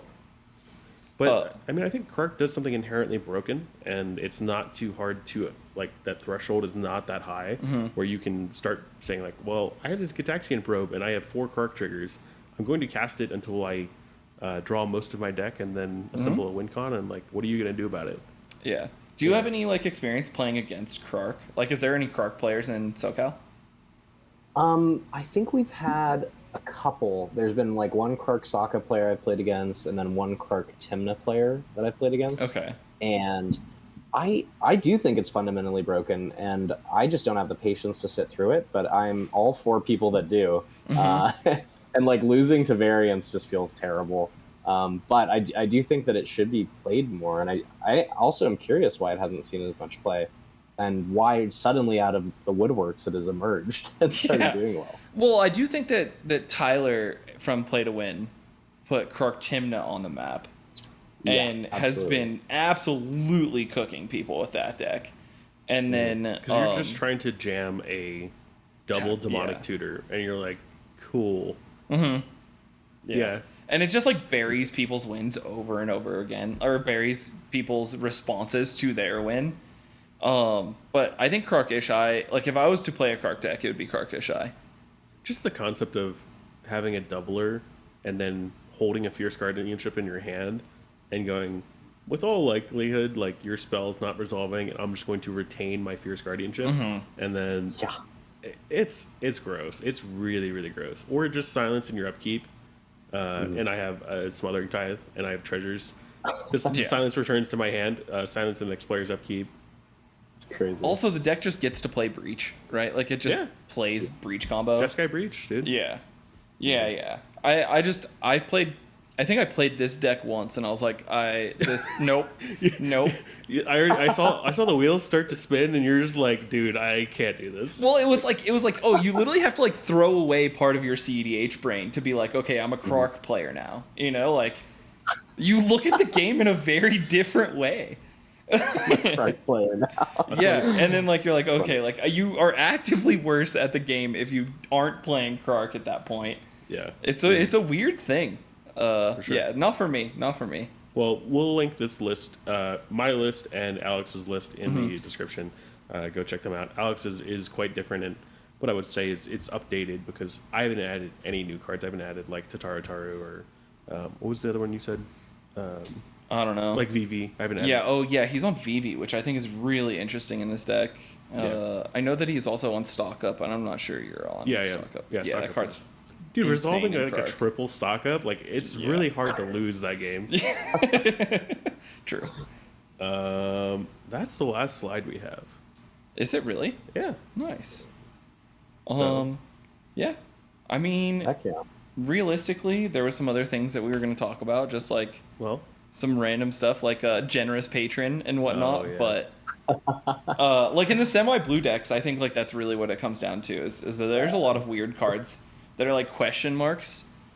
And I mean, we looked at generous patron and we're just like, why is this card getting played? Like, I don't get it. But yeah, I don't know. Well, I had a couple questions for you, Zach, if you have some time. Yeah, shoot. Absolutely. So we all know you took Blue Farm to the Invitational. I think that makes a lot of sense. But what are your overall feelings with the meta right now and just like how things sit? Like, do you think it's pretty open still, or I guess just what are your general feelings? Yeah, I think it's incredibly open. Like, just looking at the literal open tournament, it was so radically different from the Invitational. And I honestly don't know why Blue Farm has... I mean, obviously it's a great deck, but it's like, I think people for the Envy were really just trying to lock in on a deck, and so they were playing it a lot, and it was seeing a lot of placements because good players were playing it a lot. And I do think that the meta is at a point right now where it could definitely shift to being more turbo, like we saw at the Open. I think that the dominance of Blue Farm may have triggered that in the Open and had players playing these turbo decks and finding a lot more success on them. Like, maybe this is the year of no interaction, you know, and the semi-blues and the whatever's Maelstrom Wanderers just run away with it. And that would be cool, because I would love to play those kinds of decks. But I think we're just going to have to wait and see a little bit where the big tournaments sort of, like how the cards fall, literally and metaphorically. I think Turbo's great right now. I think Roxai has always been an amazing deck, and I actually think that it was just as good after the bans. Like, you got a little bit of percentage point loss from the Mana Crypts and the Docksides, but I really don't think that it should have dropped in popularity as much as it should. Yeah, I agree. I think what the bans did was killed the non-skilled players or the less skilled players on the deck. Yeah. The skilled players some of them quit first of all because they didn't like. Yeah, the that's what I got told. Was that a lot of Rockside players. But also quit. like the skilled players that stuck around, or the ones that we see now, like Dexter, like he's killing on the deck still. Yeah.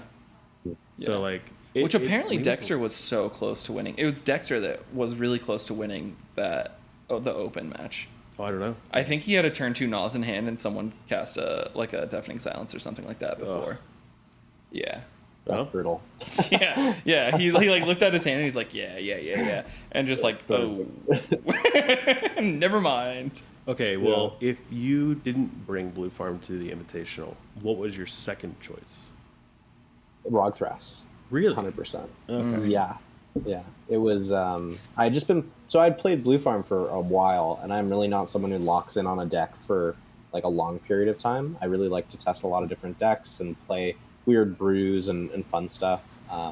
And so I'd been playing Blue Farm at big tournaments, and then I had Timna Dargo and Rogthras sleeved up as like my secondary decks.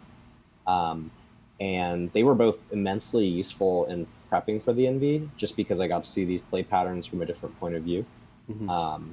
And Rogthras just felt so freaking good. Like I was at the point where I wanted to play it at the there was like a little tournament before the NV, and I really wanted to play it at that just because I was having more fun on that deck than I was on Blue Farm.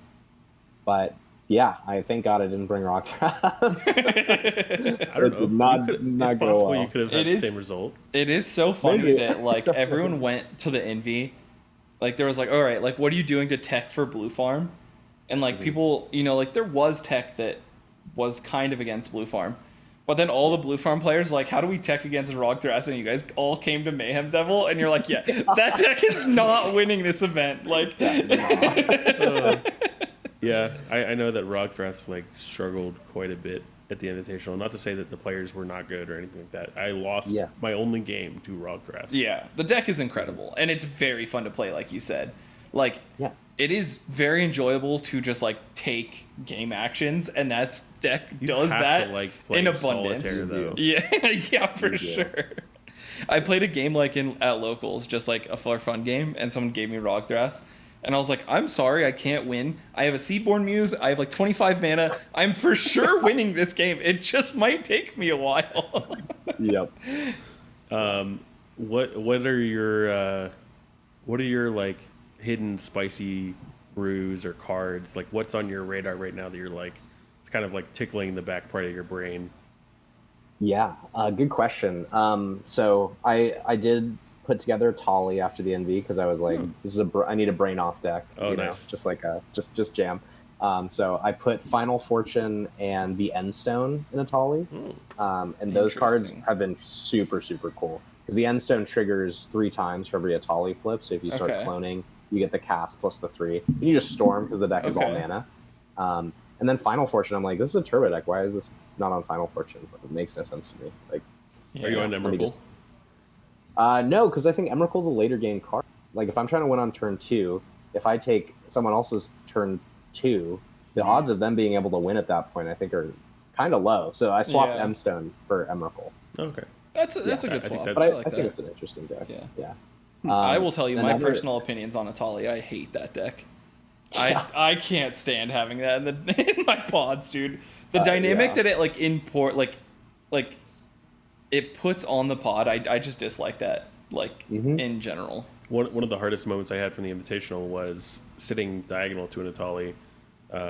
He was second seat, I was in fourth seat, and no one had interaction for his Geosurge except for me. I had a Fierce Guardianship, and I was like, do I just let him rip here, or do I do I counter it? And I'm like talking to the table, I'm just like, I'm in fourth seat. Like, I literally don't think I'm supposed to do anything. Yeah. But it was turn 2, and I'm like, I gotta stop. Like, I gotta slow you down or stop you or something like, on the off chance that the game goes longer. So bad. Yeah. But I just remember that decision. I'm just like, I don't know what the right answer is. Yeah. Because there is no right answer. Yep. That's the problem. That's like, I think, something that. And also the problem is like you tell Atalis to be like, hey, I'm gonna stop you. Like, they're like, don't go for it. And they're like, no, cast your silence. And you're like, all right, man. Like, okay, I guess I will. Yeah. So I don't know. I think Atali is a real deck. I don't know. I don't know if it's gonna. I personally think a lot of people are gonna be playing it after the open success that it had. For sure. So I expect to be seeing it at Fishbowl and at bigger tournaments. Another cool deck I saw at LobbyCon was Zimone Mystery Crafter, I think is the name of the deck. I don't. Is that the Sultai one or the Manifest Zimone? It's the Simic one, yeah. So it's like whenever a land enters, you manifest dread, I believe, and then when another land enters, you flip over one of your manifest cards. Yeah, it does like some weird like a Shia thing. Wait, isn't Hire playing that deck too? Hire was. Yeah. Yeah. I don't know. I just think cheating, and obviously it's in Simic, so it doesn't have the ability to do, put an Abolisher into play for free. But I like, what's the eyeball card? I'm blanking on the name. Oculus. I disagree with that card. I don't like that card. I don't know if it's good, but I think the way that it activates way different play patterns in the game. Like if you have a land in a, like if I've cloned an Abhorrent Oculus in Blue Farm and people just freak out. They're like, oh, he has an Abolisher. He's definitely got an Abolisher. Yeah. It's like, oh, I don't. But if I did, that would be cool.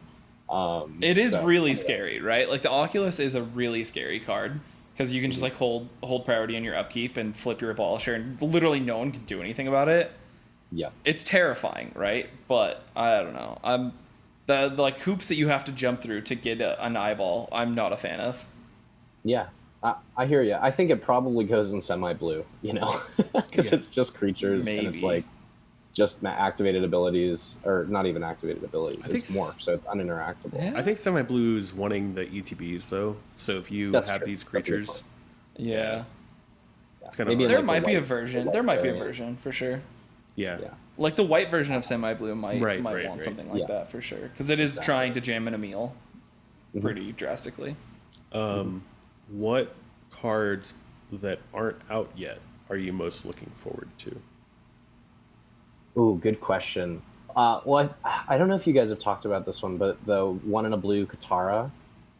The one that's like when it attacks, you put a counter on it or something along those lines, and then you can like. I'd have to pull it up. I think it's an insane card. I'm pretty. Let me look this up. Yeah, go ahead. Pull it up. Do you think it is just? And if I'm reading it, who knows? I could be reading it incorrectly, but I do think it will be in Blue Farm if it does what I think it does. So it's one in a blue. It's a 1/3. Whenever you cast a spell during an opponent's turn, you get an experience counter. And then whenever Katara attacks, you may draw a card for each experience counter you have. If you do, discard a card.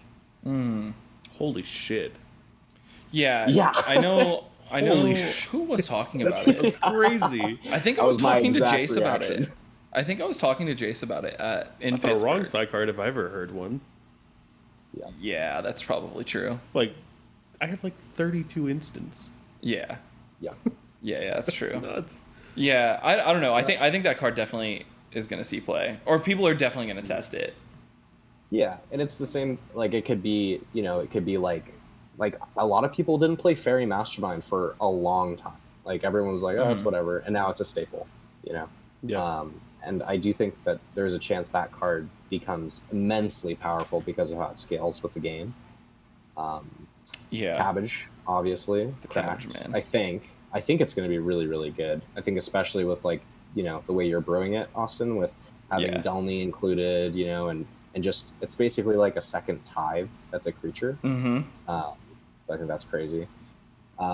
Redirect Lightning, nutty card. Like, that's Remind me of the amazing. text on there. It's like a swap for 1 mana, but you have to lose like 5 life, basically. Yeah. It's a really good card. It is another Rogthras card for sure.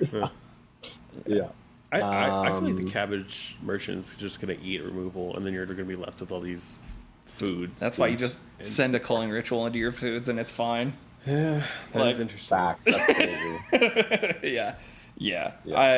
I mean, you're absolutely right. Like, it is just going to die to Bowmasters, right? Like, but, I mean, or it's so going to die to a right? Deadly Rollick or something. Yeah, that's true. It's true. I don't know. I feel like I'd be able to politic a decent amount, being like, hey, like, there's a semi-blue deck over there. You got to deal with that thing first. I also I don't know if you guys experience this, but I find like the amount of hard removal has been decreasing at a rapid rate. You mean like Blue Farm. onboard removal? Like single target removal. Like Swords Path, Rollick, Snuff Outs. I find it's all Chain of Vapors and Flood Maws, like things that temporarily create a window but don't actually solve them. So I agree with that. I do think that everyone's using like their removal is bounce spells, but I have been seeing more bounce spells in decks. So like I think that people were kind of really low on them for a bit, but then the popularity of Rogdrass increasing, like people are like, oh, you need to be able to bounce the Seedborn Muse, or they're just going to win the game, or kill the Seedborn Muse, or however you got to deal with this thing, or kill the Cloud of Fairies. In farm, I'm only on 3. 3. I mean, that's still more than like a lot of people. Snapback, Psych Rift, and Chain. Right, and like most farms aren't even playing Psych Rift. Actually, are you playing Psych Rift? I'm on Floodmaw. I honestly just could not imagine overloading a Psych Rift in any situation. Dude. I'm just like... No. Don't think about it that way. Okay. You almost always have 2 mana. And like, yeah, 1 mana is better than 2, right? But Psych Rift is Floodmaw with upside. I hear you. That's it. I mean, I'll say like I did just lose to a stack. Mana. I did just lose to Jason because he's playing Psych Rift in farm. Like we were completely stacked out at the table, and he counted to 7. And he roofed. Yeah, he counted to 7 and rifted, and we're like, oh, yeah, no one can do anything about that. Have fun. Yeah, that's definitely something I just have not even looked at the card. Like I've just been like, Floodmaw came out, and I'll never look back at Psych Rift. But there's definitely a world where I test Psych Rift if there becomes situations where I want one. I honestly cannot even think of a time when I did play it that I overloaded it ever.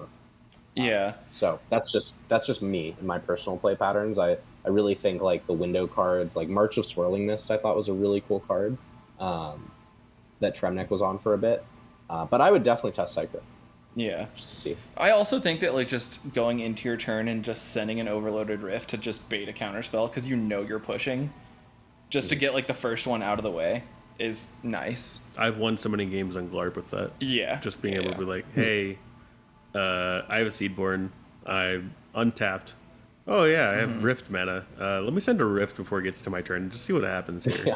Value Rift. Yeah. I was like, it really is a value Rift. I can back up my value Rift with my Force of Negation that I can't use on my turn. Well, and it's also like the card is like an overloaded Rift sometimes is like just a giant skill check. Because like some players will fight over it when they don't need to. They're just like, no, like we can't let an overloaded Rift resolve. And you're like, oh no, like this was all bait. Like this is only bait, dude. But think of it this way too: if it does resolve, all treasures are gone, which is depleting mana. Like any potential sack pieces is gone. Any draw engines, Ristic Study, all that stuff gone. I mean, yeah, and yeah. No, go ahead. I was just saying, and they have to redeploy into your draw engines. Yeah. That's always great. So even as like a tempo play, it's probably not bad.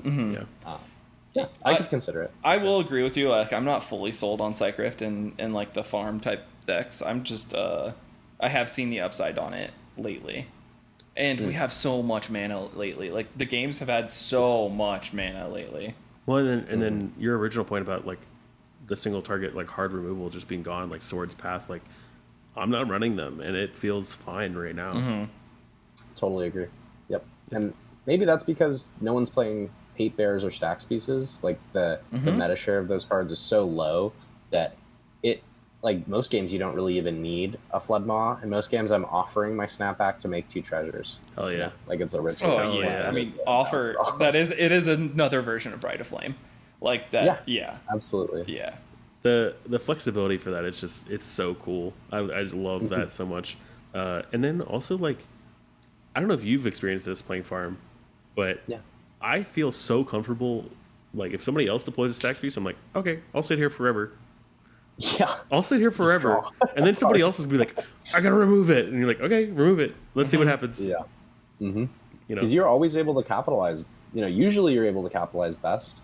There are situations where if you're playing like a Rog Thras, you can go around the stacks pieces a little bit easier. Yeah. Like an Oppo, you probably care a lot less about an Oppo and Rog Thras than you do in Blue Farm. And just as like a side note, the reason I feel like Rog Thras is so good is because Blue Farm draws a lot of cards, sure. But Rogthras builds an engine that doesn't feed study and accrues massive mana advantage while drawing more cards than Blue Farm. And so in the instant speed battles that occur, it always just has the advantage of going last, and it's not really needing to lead on silence effects, you know? Yeah. It also has really good fail states. Like if you get rifted or if you get deluged or whatever, like, okay, yeah, I lose a bunch of creatures, but like you look down and you're like, oh, I have 12 lands on turn 4. It's not that bad. I will say when I was like playing some of the Cradle Storm stuff, like it feels good to have enough mana to just be like, yeah, I'm paying for every Ristic Study.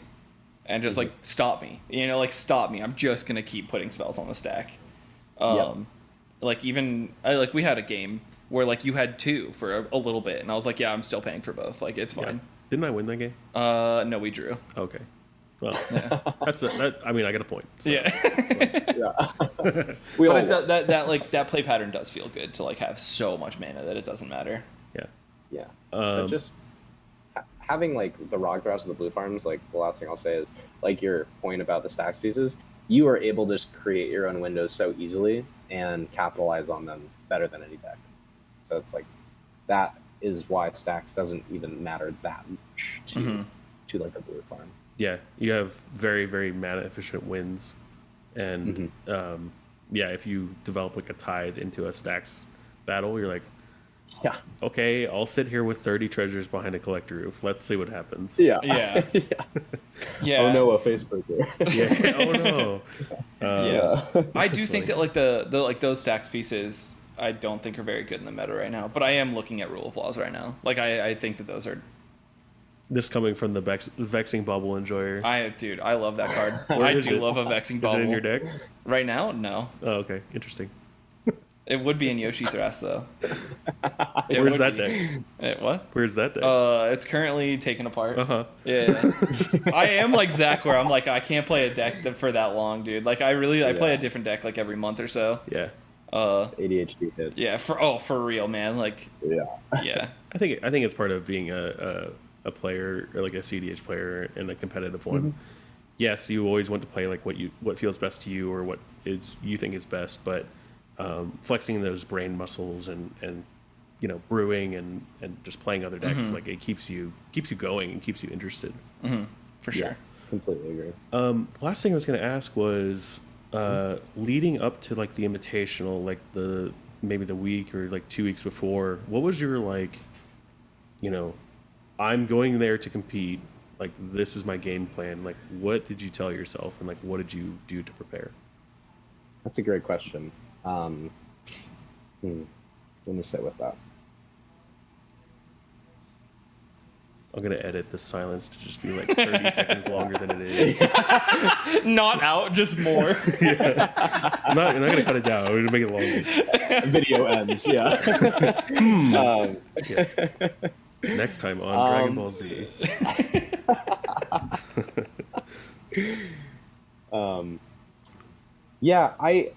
I think I have a lot of things I'm interested in my life. Like I obviously love playing Magic, and you know I really enjoy my social life and my friends, and I play pickleball, which is one of my other nerdy pastimes. Nice. But I'll go through seasons where I do a lot of something and really get into it, and then I'll kind of ease out and just play a little. So Magic was something past 6 months where I was grinding a ton. Like I was playing so much Magic, specifically in tournaments. I would only play on Saturdays, and then sometimes I would go to 2-day events, and then I would not play at all online, which is something I used to play online like almost every day. And then going into the Invi, the 2 weeks before it, I was like, all right, we're going full time on this. Like I'm going to be as prepared as I physically can be with this deck. I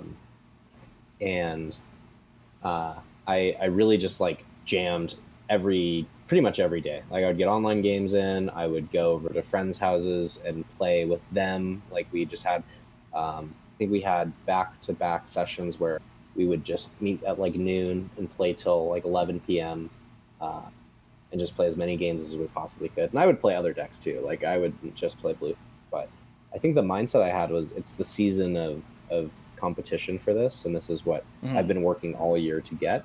And so if I can just like let my focus settle on Magic and be comfortable just to sit in it and to think about it a lot and to, you know, look at tuning the deck and really getting to the niche and like nitty gritty of how I'm going to play this and also what I'm going to play, then I'll be the best setup and I'm going to have the most fun, just because I feel comfortable.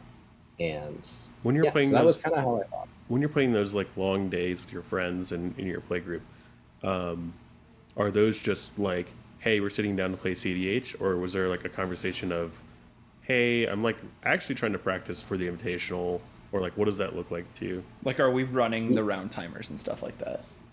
Yeah, good question again. So a lot of the practice days were with all other players who were going to the Invitational, or Nice. people who were really close to qualifying. So we all had this mindset of like, we're going to be playing at the highest level for these games. We're going to be playing with timers. There's going to be, you know, very keen attention paid to how we're politicking, because something we went into it realizing was there's going to be a lot of, well, this is the biggest event of the year, basically, for us as cEDH players. And so people are going to take every opportunity to win, whether that means that maybe there's going to be some lying, maybe there's going to be some angle shooting.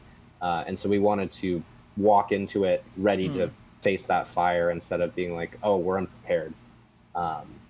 I luckily didn't encounter almost any of that. It didn't feel like I was angle shot or wordsmith or word lawyered or lied to, which I'm really happy about. And it's also something I was extremely cognizant of in the games I was playing, where I was like, I don't want to win these games because I got someone on a deal that they worded incorrectly, you know? But yeah, the invitational practice I had was the best I think it could have been, because I was playing with such good players who also all wanted to win this thing, you know? Yeah. Awesome. Yeah. Yeah, I think that's a lot of the way we practice a lot too. I know, especially before Fishbowl, we did that. Like, we sat down and were like, all right, we need to play like we're playing in a tournament. Not only that, but like, let's start to talk through like what our opening hands look like. Let's start to almost like meta test, like not even that's probably the wrong way to phrase it, but like let's almost take like a third person view of the game, like, hey, do I keep this opening hand given that you're sitting there playing this deck and this and that kind of thing, and having these like structured practice sessions, and also just jamming a number of games, because we would get to like turn 3 and like, oh, it's clear you've got the win here, like let's just move on and pick up to the next one. But yeah, we actually did something super fun right after Mortal Kombat, actually. Oh, cool. Which is we stayed up the whole night. I didn't sleep after Mortal Kombat, but we went and, you know, did a little liquor store run, got food, and then came back and played more Magic for like Hell yeah. But we played a game that lasted like, I think 3 hours, where we all played with we just entered mid-range hell, which is like we kind of like rolled dice, and we said, all right, you have a Smothering Tithe, you have a Rhystic Study, you have this many cards in hand, we're on turn 4, and we just started at the end game of mid-range hell, which is when those big stack battles happen. You know, and it's like each turn is pivotal, and you know, it's kind of like you're in the last turn cycle of the game, and that was really, really cool. And then another cool practice thing we did was we all played with our hands revealed, talking through the decisions we were making and why we were making them. And that was super cool, because you get to hear people's decision making and like why they're making the choices they are. You kind of play like you don't have that information, but you're verbalizing as you do plays and as you politic, and you're saying like, oh, this is what I'm thinking right now, and this is how I'm going to negotiate with you on this specific interaction. For sure. So just like stress testing weird scenarios where they might come up in like this mid-range hell thing, that definitely came up in the Invitational. Obviously, I'm not showing my opponents my hands, but just hearing other people's perspectives was really, really useful. Yeah. I think it's so cool that we talk to all these players from different scenes, and there's so many parallels that happen that like we're not talking to you guys about like how you practice. We're not talking to you know, the Texas guys about like, yeah, we talk online and talk about decks and stuff, but you know, our scene and our crew, like we just kind of like, oh, this makes sense. Like we should do this. and just hearing it from you to say like, yeah, we're doing the same thing, you know. Yeah. That's cool. Yeah, like those mid-range hell games, like being comfortable in those, because like, yeah, you might not see them in Swiss. You really won't see them in Swiss, but that's like how you convert top 16s, right? Like to top fours to actually winning the tournament, is you need to be comfortable in the deep waters like that. And like it's very similar to like games that we've played like right before Heisenberg. Oh my like God. We played this like crazy game that there actually 100 different triggers on the stack. Like we were just like taking stacks and just being like, yeah, this can't resolve anymore. Like let's start it here, you know? They had the stack. It went from one side of the table to the other. Yeah. They ran out of room, and instead of like snaking it back along itself, they took all the cards, put it in a pile, and put it on someone's playmat and started a new stack. Yeah. Because we're like, so if funny. this spell resolves or this trigger resolves, like this person wins, like period. So none of that matters anymore. Just ignore that hour we spent. Yeah, 100%. creating that. And Yeah. like me, Jace, and Jason, we had a game like that. Jay and Jason. No. At Ed. Pittsburgh. Oh, it was Pittsburgh. We had a game like right before the Open, like the night before. And it was, again, the same thing where it's just like, okay, like, hey, like, we're locking in. Like, let's do this. Like, what does this look like in the deep waters? And obviously in the Open, it didn't matter because they were all over by turn 2. But, like, I think, like, Jason and Jason, you know, they're like, oh, yeah, that's a good warm-up, right? To, like, the game that we need to actually win, right? But, yeah, it's really interesting to, like, hear the parallels of it. Yeah. Oh yeah, totally. The Mayhem Devil mind meld. Oh, dude, Yeah. it's real. Yeah. Well, I just wanted to say thank you so much for joining us. We had an absolute blast chatting with you, and thanks for taking the time at the end to, you know, just have some kind of more open-ended conversation about, you know, Totally. let us pick your brain. Yeah, for sure. I'm stoked to see you in a month and a half from now. Yo. Yeah. I'm very excited to lose to you this time. Yeah. We're not drawing the game, man. I might try to get down there a little bit earlier in the week just to like come down and hang out, because it is my hometown. So like just getting down there and eating good Mexican food, because Let me know as soon as you come. I'll absolutely hang as much as I can. for sure. So. I have a friend that's brewing a deck that I don't want to like talk about, but We'll send you the list after. yeah, we'll send you the list. And him just being like, I'm gonna win Fishbowl with this, and I was like, I don't think that's true, but okay, dude. Maybe. So when are we seeing the next bite-sized MTG video? That's a great question. We are recording this week. I'm actually going to have Jace and the Croachy. I don't know how you say his name. Yeah, same. But we're going to have both of those guys on the channel. We're going to have a multi-generational cEDH talk, because I'm 26. Jace is, I think, not Jace is that 18. old. 18? I think Jace is 18. All right. And then Brian's a boomer. He looks so young, though. I don't know what he does. That's cool. Yeah. But anyway, so yeah, we're going to do a little multi-generational Nice. cEDH chat. And then I've got another episode in the works with Anthony Fields, or Glacial City, who plays Niv Mizzet. Yeah, Nice. he's Just one of the smartest people I've ever talked to. I finally got to meet him at Pittsburgh. I was stoked. Mm-hmm. Yeah. Yeah. I attempted to Mockingbird his Niv visit, and that was an interesting game. Just full paid Mockingbird Niv visit. Everyone's like, yeah. Okay. Yeah, no, he's He can awesome. do it. I met him actually at the last Fishbowl. Like that was when we first met. So, Oh, okay. Nice. Yeah. cool. But anyway, thank you guys for having me. This is, again, like totally a dream come true, and I've been watching it literally since day one. So pumped to get back on here and chat with you guys. And we're just, so happy to have you back. thank Yeah. you. And it was congrats a great on your win. conversation. I Yeah. mean, it's well deserved. Yeah, same. Thank you guys. It means a lot. All right. Well, we'll look forward to your next video and the next release from you on your channel, Bite-Sized MTG. And Heck yeah. congrats again to you for winning the invitational. And we'll see you Soon. We'll see you soon. Yeah. But we're looking forward to seeing you at the next one, the next invitational, for sure. Yeah. That sounds perfect. All right. Yeah. Anything else? I don't think so. Cool. Well, thanks for watching. Thanks for stopping by, and we'll see you in the next video. Bye. Later. Peace.